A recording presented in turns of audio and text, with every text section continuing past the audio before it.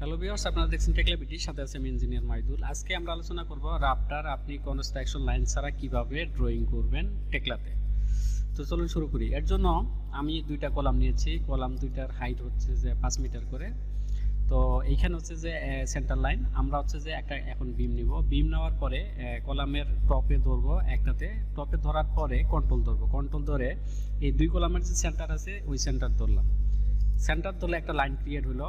তো এখন সোজা বরাবর উপরে যাব। এখন দেখেন আমার অর্থোগোনাল এইখানে অন করা আছে বিধায় আমার হচ্ছে যে এই 90 ডিগ্রি ইয়াটা দেখাচ্ছে।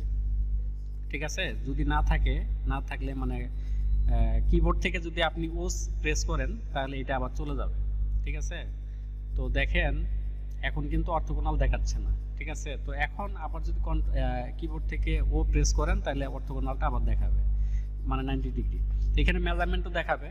তো আপনার হাইট যতটুকু লাগে ততটুকু নিয়ে যদি আপনি ক্লিক করেন তাহলে এটা এই বরাবর চলে আসবে। আবার এইখানে ধরে এই কলামের এইখানে যদি ক্লিক করেন তাহলে আপনার রাফটারটা আঁকা হয়ে যাবে।